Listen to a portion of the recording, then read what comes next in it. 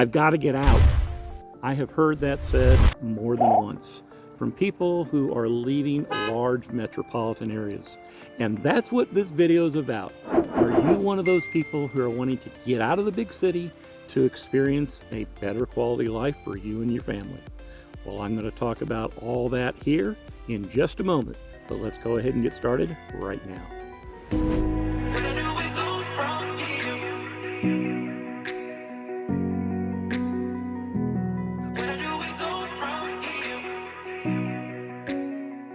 Hi, my name's Stephen Gleason, and my wife and I are real estate agents here in the Shenandoah Valley of Virginia, and we absolutely love to help folks here in the area, whether it's selling their home or whether it's buying their home, and we also like to help folks who are moving in from out of the area. So if you're interested in that, give us a call, shoot us a text, send us an email, and we'll be more than happy to help you find a home or sell your home here in the area.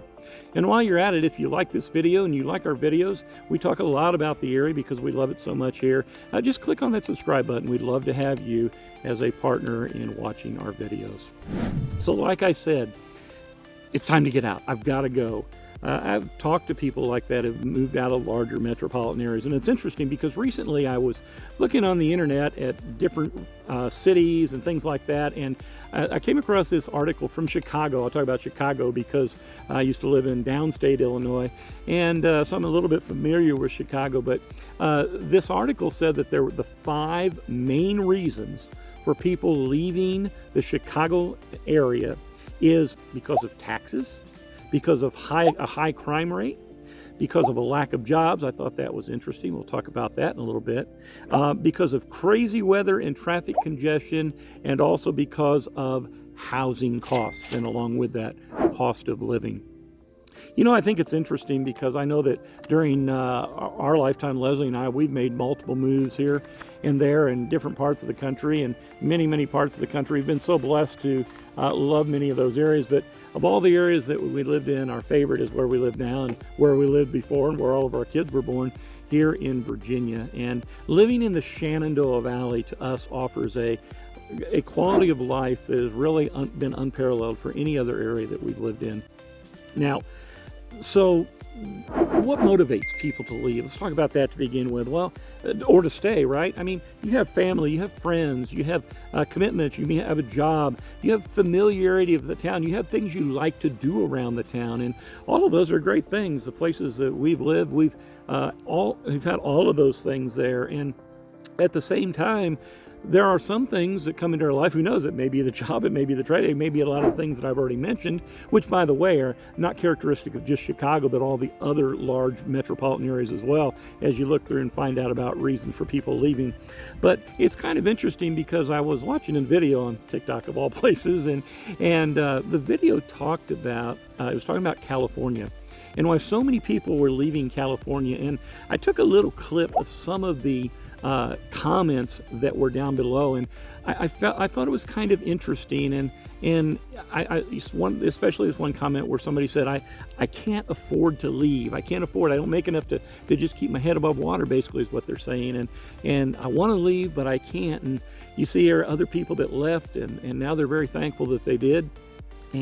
But I know that people feel that way, and I know I felt that way at a certain point in my life where we were living as well, and it surrounded my job. While I'm very thankful for it, I just to the point where I needed a change, and that change came with another job, which led me to the Shenandoah Valley, and now doing full-time, being a real estate agent full-time here in the Shenandoah Valley.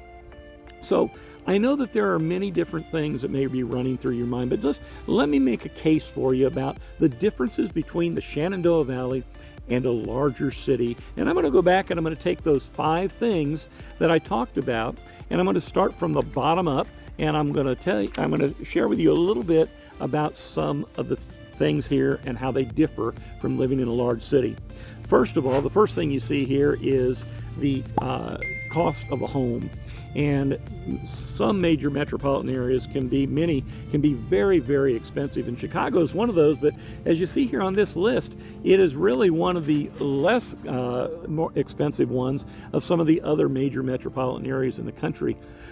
But along with that, of course, is the cost of living, and that's what the larger number is here. But you can also see here the cost of a home. And I mean, this is more money that's coming out of your pocket every month. The purchase of home, the purchase of utilities or gas or groceries, whatever the case may be.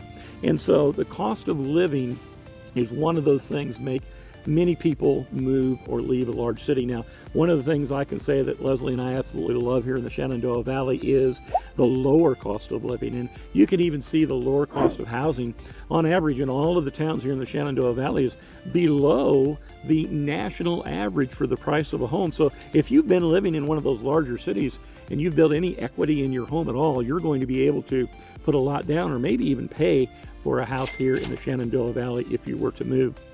Likewise, you can see the cost of living is less as well, and it's just cheaper to live here in the Shenandoah Valley.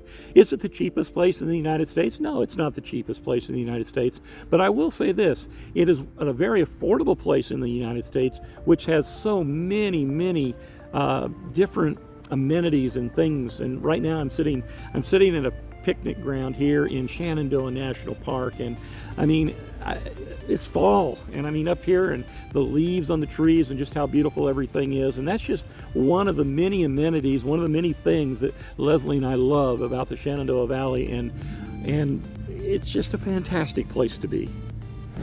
So the next thing working on the bottom of the list from the bottom up would be the crazy weather and the crazy traffic around Chicago. Now, I've been around Chicago, I've been around Boston, I've been around Washington, D.C., I've driven through New York one time, and I've driven through a lot of cities, and yeah, it gets very congested on the traffic. And what can I say? Here in the Shenandoah Valley, I mean, it's not congested.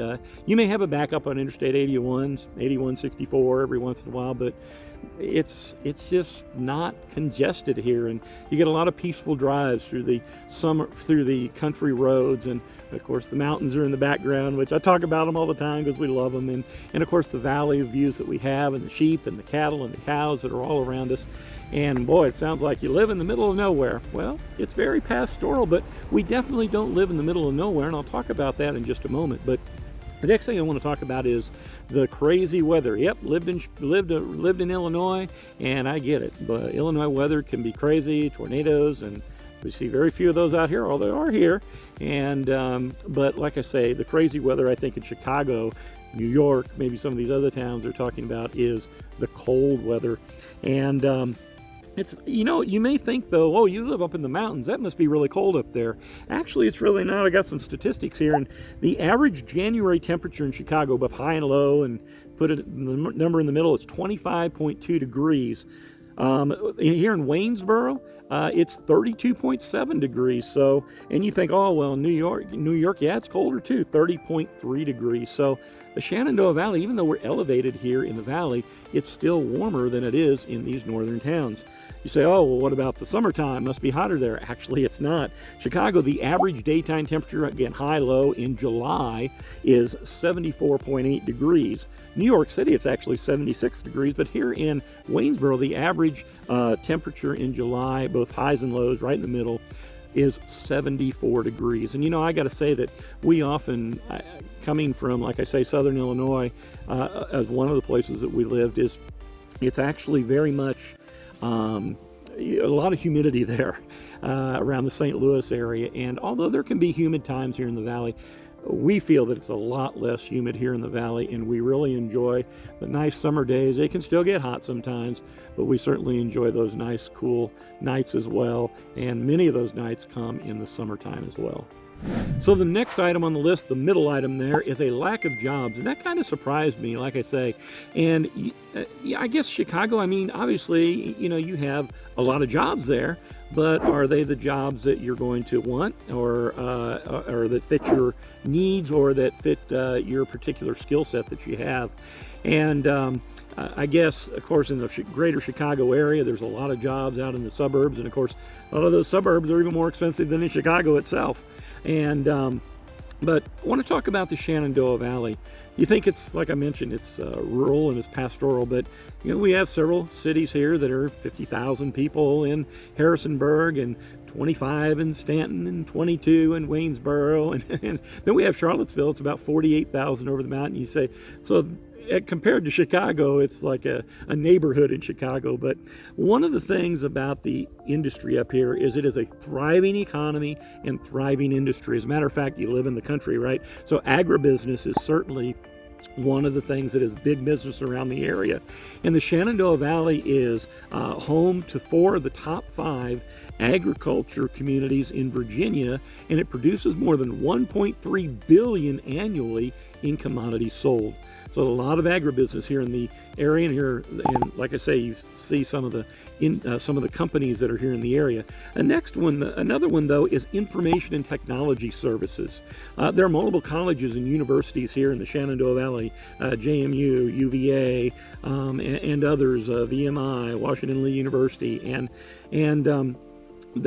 many of them have IT degrees, and those IT degrees help train the people local here in the area to take on many of those jobs. And there's also multiple technology companies here in the area as well.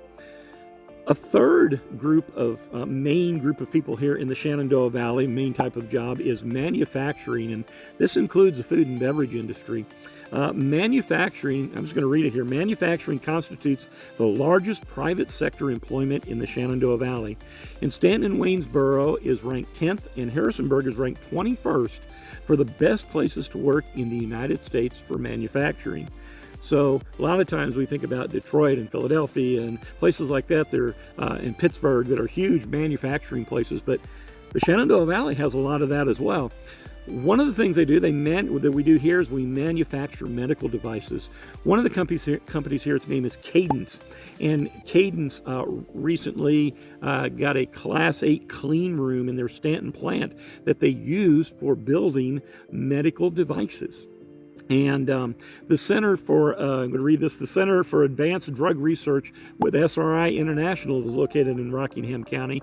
And Merck has invested recently $1 billion to expand their operations in Rockingham County. So this is not a small town manufacturing area, or area when it comes to different types of manufacturing as well, like as in the medical community.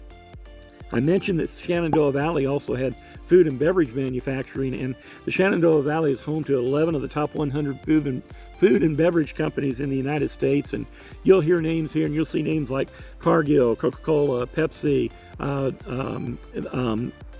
Hershey, and also Purdue Farms and Dannon, and many others. And so it's a good area if you're in manufacturing, or if you're in a management job and you're coming into the manufacturing area as well, which I know Leslie has helped several people who have moved into the area that has jobs at manufacturing locations. The fourth thing on the list is transportation and logistics. One of the great things about Shenandoah Valley, Interstate 81 runs right up and down the Shenandoah Valley, and Interstate 64 cuts east-west across the state. So you are within a one-day's train drive or one-day's truck drive of cities like Boston and Indianapolis and Detroit and Pittsburgh and Atlanta. All of these are within an hour of the Shenandoah Valley. And so that provides a great logistical base for the shipment of these products, and logistics is really big here in the Shenandoah Valley. All right, so the next thing I want to talk about here before it gets dark is the crime rate. Here's a list of the 10 most dangerous cities in America, and depending on whose list you look at, they change, but it's interesting. Over the last couple of years, Memphis, Tennessee has become the top dog on the list as far as that is concerned, and you can see on down the list, St. Louis and Oakland, and there's Chicago, number 9 on the list. So while Chicago isn't the worst of the cities on the list, I think we would recognize that Chicago, we see it in the news all the time, certainly does have crime problems. And of course, I understand there's different places of where that crime takes place, and there are different neighborhoods that are safer than others as well.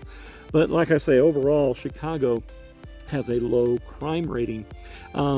Compare that to this graph that I have here of Virginia. As a matter of fact, Virginia is the 7th best state to live in when it comes to crime. Now, the numbers of crime can be taken and they can be maneuvered and manipulated, but overall, and I've looked at several different places, Virginia ranks right up there in one of the best places to live as far as a low crime rate. As a matter of fact, they're number 7 in the United States according to this survey, with an average of 208 violent crimes per every 100,000 residents. And if you break that down a little bit further, that's about 2.08 people per 1,000. Those numbers are a little bit easier for me to understand, but you can see overall the United States averages about 3.67 violent crimes for every 1,000 people. Virginia's at 2.08. And then here I pulled some towns from the Shenandoah Valley that you can see on the right, and also some counties from the Shenandoah Valley, and you can see the drastic difference in the crime rate, even from the state of Virginia, and certainly from the United States, and even more so from a city like Chicago. And so, do I feel safe in the Shenandoah Valley? You better believe I feel safe here in the Shenandoah Valley. Doesn't mean we don't have crime, but I certainly feel safe in my home and on the streets of the towns as well. Here's another one. What about property crime, which always tends to be a little bit bigger number, but you can see the United States at about 21 people per 1,000, and Chicago at about almost 30. But look at the Shenandoah Valley. I mean, Virginia's at about 16 and a half, and some of the towns in the Shenandoah Valley are below that, and then if you get out into the rural countryside, you're looking at a very, very low number as far as property crime is concerned. So, and again, you look at what's happened since 2020. Crime has been an issue in the news, and some of the violent crimes and major see here in Seattle, Los Angeles, Chicago, Washington, New York, Philadelphia, Baltimore, just to name a few, of how that crime rate has increased that time. So you want to get out of a big city. Maybe one of the reasons is because of the crime, and who could blame an individual that wants to do that? And like I said at the beginning of the video, some people feel trapped. They feel they can't get out, and I hope that if you're one of those individuals, you will make a way financially, and you'll find a way to do that so that you can live a life that you enjoy and that you feel very safe and comfortable in. All right, so the top item on the list was higher taxes. Now, while Virginia does not have the lowest taxes in the United States, you can see that overall taxes in Virginia rank about in the middle of the United States. And that's a good thing. I know, having lived in Illinois, when we left Illinois, our taxes went significantly down. And one of the taxes that went down a lot was property taxes. And in Illinois, I paid more than twice the amount of property taxes on a similar home that I pay here in the Shenandoah Valley in Virginia.